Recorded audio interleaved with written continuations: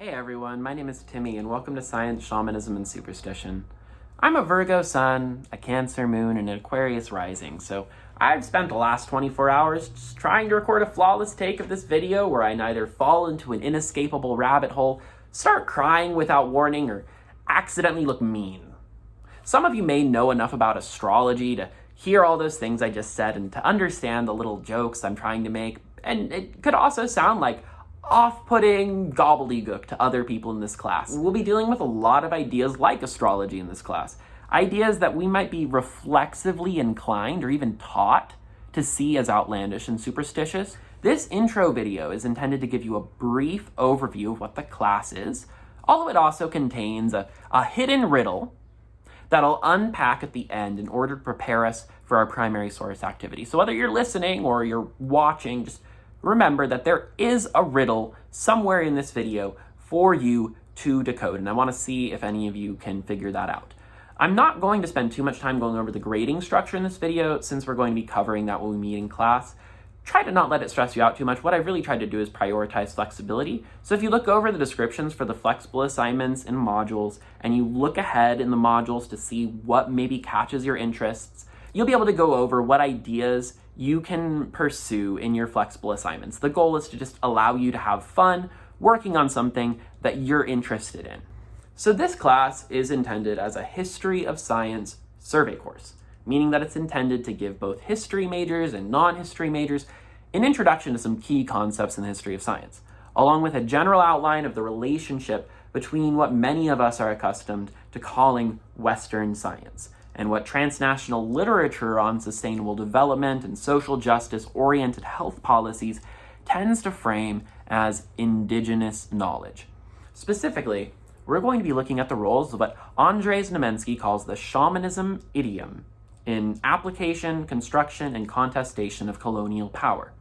Beginning in week 6, we're going to take an in-depth look at how German, Finnish, and Russian anthropologists helped to popularize the Tungus word shaman as a kind of catch-all term for indigenous medical, ritual, and divinatory specialists from all over the world, most of whom had little direct historical contact with each other and who rarely actually identified with the term shamanism. As the term has been applied since the 18th century, it's been used to fit medical, divinatory, and ritual specialists among the Kuna in New Guinea, the Mazatec or Chitanaima in present-day Oaxaca, and the Yanomami in Amazonia into a single homogeneous category. Over the course of this class, we're going to be looking at a wide range of sources that reproduce this categorization without necessarily seeing it as something that really needs justification or defense. The shamanism idiom, as a tool for describing these kinds of actors, can be understood as a hegemonic idea, borrowing from some theory developed by Antonio Gramsci and others. Something that is hegemonic is something that's accepted without the need for violent coercive measures or the direct intervention of an enforcing body into someone's daily life. Often a hegemonic assumption rarely needs to be explicitly stated, and there's dozens of hegemonic assumptions involved in the idea of shamanism as it's used by anthropologists or, more recently, by some practitioners of non-Western medicine and divination. Now, most of our narratives of what we call science tend to be shaped less by the literal meaning of the term, which we'll explore when we read the Raymond Williams Keywords article, but they're instead more shaped by the hegemonic assumptions that we have as a society, as a Western society, a Western academy, about who possesses legitimate knowledge, who counts as a scientist, whose findings or beliefs should be seen as credible, and who should be included in accounts of scientific discovery. Narratives about the history of science have tended to emphasize national or colonial elites of different kinds across the different geographical areas we'll be considering. There's a temptation to respond to the overemphasis on the elite by trying to, in the words of one author, make the subaltern speak. And then subaltern here is a word that historians use to refer to marginalized or otherwise non-elite actors of various kinds. More recently, though, historians of science have been pointing out that oftentimes authors trying to bring out or recover or salvage endangered forms of knowledge or silenced perspectives often approach the subaltern voice through what we can broadly understand through this metaphor of ventriloquism. Have you ever seen a ventriloquist? Well, I'm not going to do any ventriloquism for you, although I do have some nice little objects I could use for ventriloquism. But in essence, if you've never heard of a ventriloquist, they do like little skits with puppets, and they try to avoid making it look like their mouth is moving, so you think the puppet's the one talking. So the point here is not necessarily that ventriloquists are bad people, or that trying to recover voices that are left out of the mainstream narrative is bad. That's actually what we're trying to do in this class.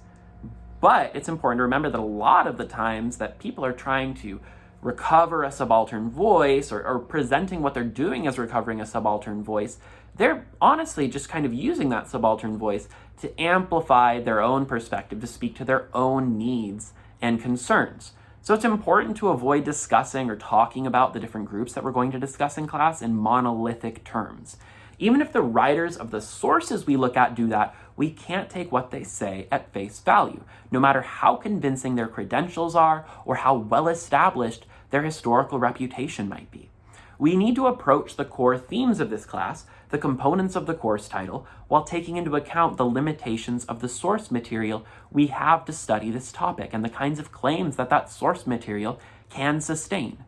We can't look at the history of colonialism and the experience of indigenous people groups in Mesoamerica, the US Southwest, the Amazon, Siberia, Western Africa, or anywhere really, and just project a straightforward narrative of victimization or romanticized resistance onto the people that we're learning about. One of the key things to remember for this class is that even if colonizing societies, national governments, and scientific modernizers have been trying to get rid of shamans and other non-institutionally sanctioned medical practitioners for centuries, shamanic practices and bodies of knowledge have not only managed to persist, but to incorporate new technologies and ideas like social media, like television or radio. Moreover, not all shamans occupy the same status in their communities or even have homogenous attitudes within a community towards mainstream scientific practices. We will talk about case studies where shamans served as key local leaders or helped with the implementation of development projects or partnered with Western doctors, along with instances where they were legally and politically marginalized. The categories that we're considering are not and have never been static. They have never really had broadly accepted meanings. The questions that we're asking here about the legitimacy of knowledge are widely addressed in the history of science class, and they'll be explored probably in other history of science surveys. But since we're focusing on the idea of shamanism on a global scale, that's not really something that's been well explored in the historiography. And while I'm assigning readings about the topic I'm discussing from a few authors, I don't have one core textbook that I'm going to assign, and I can't point you to a single opinion or interpretation of the content that you should try to repeat back to me in your work. Even my own journal articles and this video shouldn't be thought of as above criticism.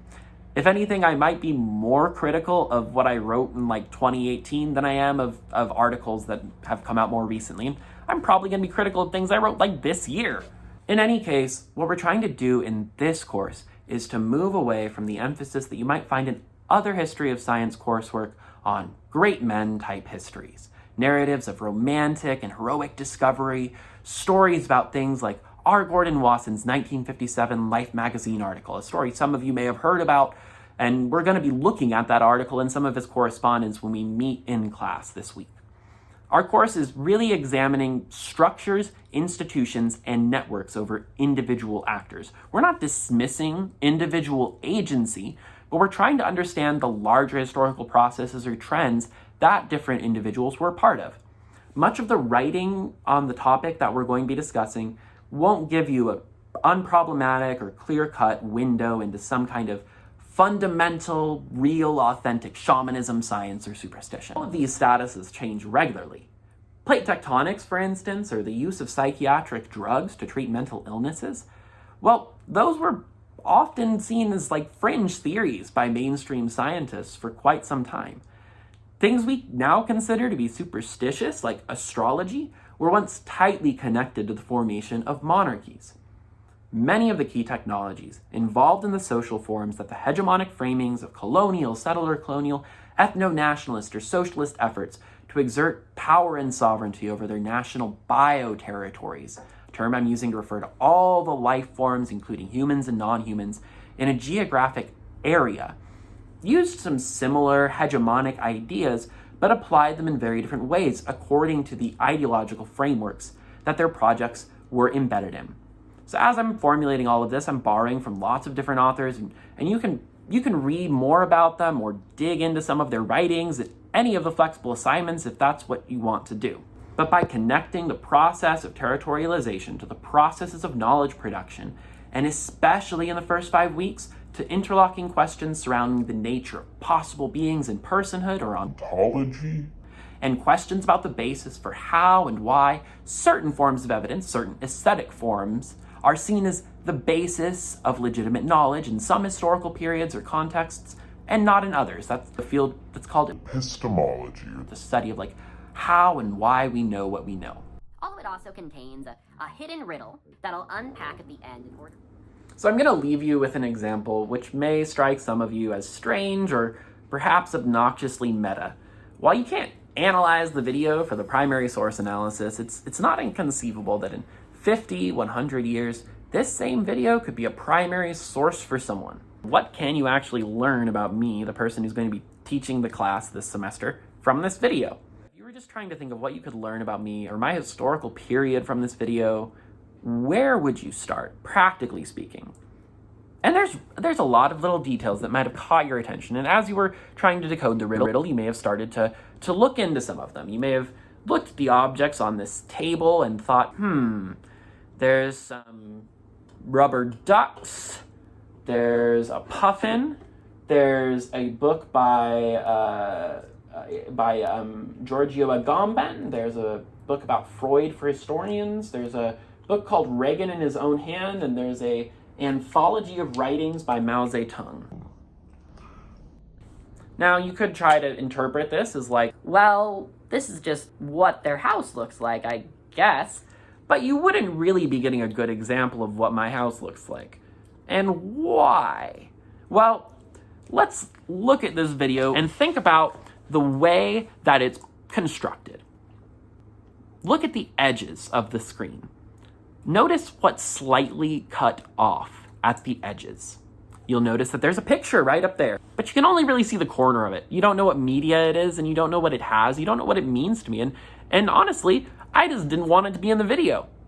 You can see kind of the outline of the bookshelf, and it has other books. I have too many books. In fact, one thing you would notice if this were really giving you a completely unfiltered view of this apartment is that my house is incredibly cluttered. This is a small sampling of the larger universe of clutter that exists in this house. And even if it appears kind of haphazard, chaotic, generally random, it's very carefully assembled to present the clutter in a way that seems quirky, fun, and relatable. Okay, so, well, your attention probably shouldn't be drawn to the assemblage of quirky objects that I put in the foreground of the video in order to sort of draw your attention and to throw little red herrings as you tried to pick out what the exact riddle behind this video was. You probably want to focus more on what's outside of the picture.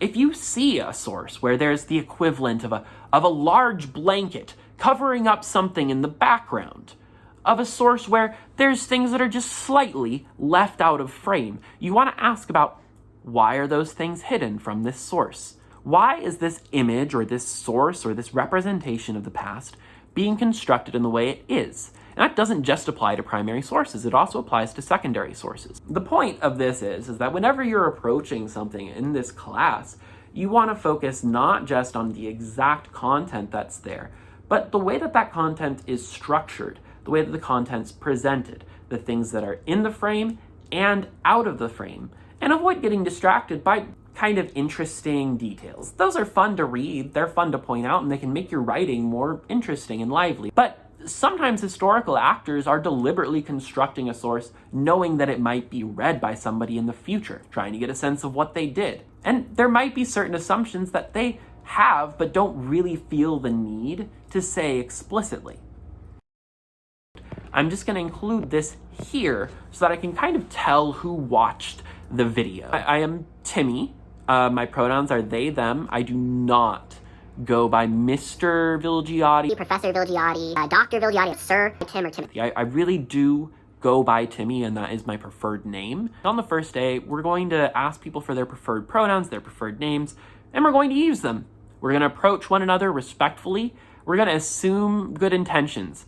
Although we will draw a red line in discussion whenever somebody begins to use rhetoric that either promotes, minimizes, or denies the reality of genocides, or begins to use dehumanizing language. So let's not attack each other during discussions, and let's remember that if anything, I'd prefer to have at least 2 or 3 different perspectives from people on any one issue. And I doubt that I'll ever have a completely certain opinion about some of the topics that we'll be discussing. Anyway, thank you so much for making it through to the end of this video. Please be sure to click around on Canvas, and I will see you in class.